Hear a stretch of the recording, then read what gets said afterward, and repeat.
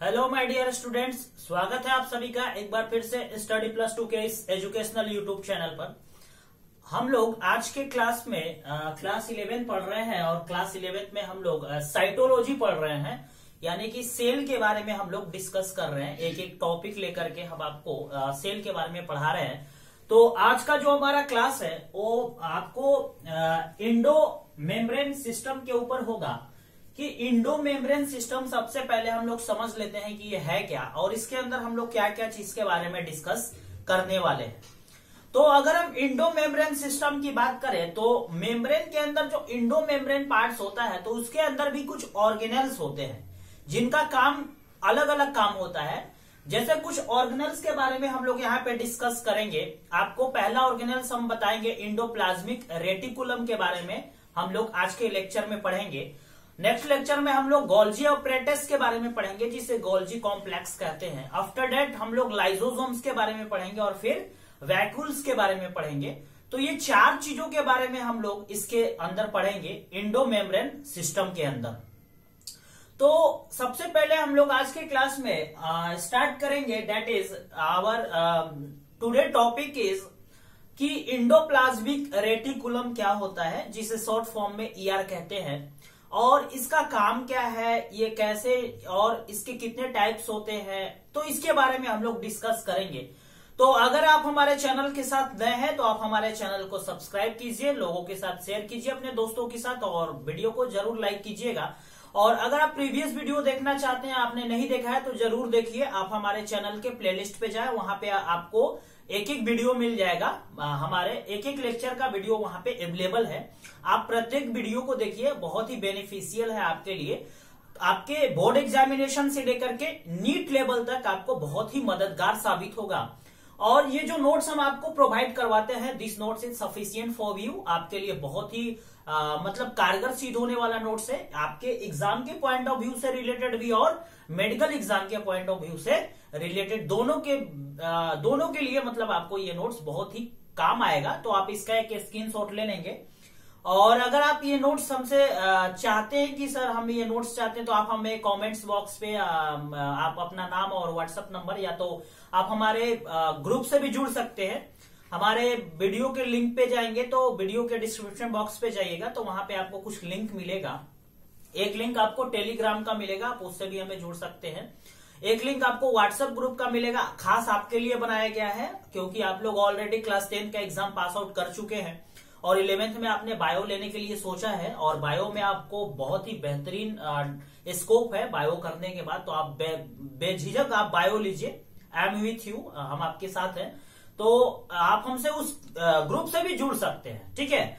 तो आइए हम लोग आज के क्लास को स्टार्ट करते हुए हम लोग सबसे पहले ओवरव्यू जान लेते हैं कि हम लोग इसमें क्या क्या पढ़ेंगे। तो हम लोग थर्ड यूनिट पढ़ रहे हैं, चैप्टर साइटोलॉजी यानी सेल के बारे में पढ़ रहे हैं।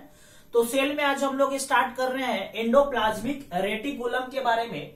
तो इंडोप्लाज्मिक रेटिकुलम के पहले मैंने बताया कि इंडो मेम्ब्रेन सिस्टम के अंदर कौन कौन सी चीजें आती हैं। तो पहला जो हमारा लाइन है वही कह रहा है कि इंडो मेम्ब्रेन सिस्टम के अंदर जो कि इंक्लूड करके रहता है इंडोप्लाज्मिक रेटिकुलम, जिसे ईआर कहते हैं, यानी कि इंडोप्लाज्मिक रेटिकुलम का ये शॉर्ट फॉर्म है ईआर। आप इसे याद रखेंगे, एग्जाम में ईआर से भी दे देता है, ठीक है। तो उसके बाद नेक्स्ट हम लोग गोल्जी कॉम्प्लेक्स या गोल्जी एपरेटस के बारे में पढ़ेंगे। इसका दो नाम है, Golgi complex and Golgi apparatus. Confuse होने की जरूरत नहीं है। आफ्टर दैट हम लोग लाइजोसोम्स के बारे में स्टडी करेंगे कि लाइजोसोम्स क्या है, और उसके बाद हम लोग वैक्यूल्स के बारे में पढ़ेंगे कि वैक्यूल्स क्या है और इसके कार्य क्या है, फंक्शन क्या है। तो आज का जो हमारा टॉपिक होगा वो पहला इसमें से हम लोग आज उठाएंगे। पहला हम लोग पढ़ेंगे इंडोप्लाज्मिक रेटिकुलम के बारे में आज के इस लेक्चर में कि इंडोप्लाज्मिक रेटिकुलम क्या है। तो देखिए माय डियर स्टूडेंट्स, अगर हम इंडोप्लाज्मिक रेटिकुलम की बात करें तो सबसे जो पहली चीज समझने वाली हमें ये है इंडोप्लाज्मिक रेटिकुलम के अंदर कि इंडोप्लाज्मिक रेटिकुलम आखिर है क्या।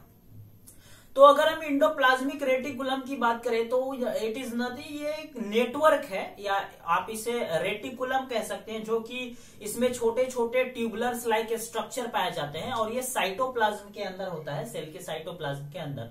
तो इंडोप्लाज्मिक रेटिकुलम कहलाता है, जो कि यूकैरियोटिक सेल में खास करके ये देखा जाता है, जो कि यूकैरियोटिक सेल में पाया जाता है। आफ्टर डेट हम लोग इंडोप्लाज्मिक रेटिकुलम के बारे में अब हम लोग इसके अंदर और भी कुछ चीजें डिस्कस करेंगे। तो उसके बाद फिर हम लोग इसके टाइप्स के बारे में पढ़ेंगे। तो अगर हम इंडोप्लाज्मिक रेटिकुलम के टाइप्स की बात करें तो इंडोप्लाज्मिक रेटिकुलम दो टाइप्स के होते हैं, आप याद रखेंगे। एक होता है रफ इंडोप्लाज्मिक रेटिकुलम, जिसे RER से डिनोट करते हैं, यानी कि रफ इंडोप्लाज्मिक रेटिकुलम। और रफ इंडोप्लाज्मिक रेटिकुलम के काम के बारे में भी हम जानेंगे कि इसका काम क्या है। तो इसका काम कुछ नहीं है, रफ इंडोप्लाज्मिक रेटिकुलम जो होता है वो प्रोटीन बनाने के लिए उत्तरदायी होता है, यानी प्रोटीन बनाने में रिस्पॉन्सिबल होता है, सिक्रीशन करता है प्रोटीन का। और इसे हम लोग रफ इसलिए कहते हैं, आप ध्यान देंगे, इसे हम लोग रफ इंडोप्लाज्मिक रेटिकुलम इसलिए कहते हैं क्योंकि जो इंडोप्लाज्मिक होता है, जो इंडोप्लाज्मिक रेटिकुलम होता है, उसके बाहरी परत पे, बाहरी सतह पे क्या अटैच रहता है? राइबोसोम अटैच रहता है। अब राइबोसोम अटैच है तो हमने इसका नाम क्या दे दिया? Rough endoplasmic reticulum. अब जब राइबोसोम अटैच है तो राइबोसोम का काम हमने क्या पढ़ा था? राइबोसोम का काम हमने पढ़ा था कि प्रोटीन बनाने की प्रक्रिया करता है, फैक्ट्री ऑफ प्रोटीन सिंथेसिस। तो इसीलिए रफ इंडोप्लाज्मिक रेटिकुलम का उसके हिसाब से काम क्या हो गया? प्रोटीन को बनाना, यानी सिंथेसिस ऑफ प्रोटीन। अगर आपने हमारा प्रीवियस वीडियो नहीं देखा है तो एक बार फिर मैं आपसे अपील करता हूं कि आप राइबोसोम्स का वीडियो है आपके लिंक में, आप उसे देख लीजिएगा जरूर, ठीक है? तो आपको ये चीजें पूरी समझ में आ जाएंगी। अब नेक्स्ट दूसरी टाइप की हम लोग बात करें तो दूसरा होता है स्मूथ इंडोप्लाज्मिक रेटिकुलम, यानी जब कोई भी राइबोसोम्स अटैच नहीं होता है, फ्री रहता है साइटोप्लाज्म के अंदर, कौन? इंडोप्लाज्मिक रेटिकुलम, तो उसे हम लोग क्या कहते हैं? Smooth endoplasmic reticulum. अब स्मूथ इंडोप्लाज्मिक रेटिकुलम का काम इतना है कि यह लिपिड को बनाता है, जैसे लिपिड्स वगैरह एनिमल्स में, हार्मोन्स वगैरह, कुछ एस्टेरॉइड्स वगैरह, कोलेस्ट्रॉल वगैरह को बनाने में कौन हेल्प करता है? स्मूथ इंडोप्लाज्मिक रेटिकुलम, जिसमें राइबोसोम की कमी रहती है, यानी अब्सेंस ऑफ राइबोसोम्स रहता है, कोई भी राइबोसोम्स अटैच नहीं रहता है। तो ये हमारा था। आफ्टर दैट फंक्शन में हम लोग इसी चीज के बारे में जानेंगे कि RER का काम क्या है? प्रोटीन को बनाना। और ACR का काम क्या है? लिपिड को बनाना। RER मतलब रफ इंडोप्लाज्मिक रेटिकुलम और ACR मतलब स्मूथ इंडोप्लाज्मिक रेटिकुलम। बस इतना ही है आपको, जो कि आपको इंडोप्लाज्मिक रेटिकुलम के अंदर पढ़ना है। तो अब हम अपने नोट्स के ऊपर आते हैं और हम आपको एक एक पॉइंट लेकर के चलते हैं, जो कि बहुत ही इंपॉर्टेंट पॉइंट्स है। ये आपका समझिए कि क्रीम पॉइंट्स है।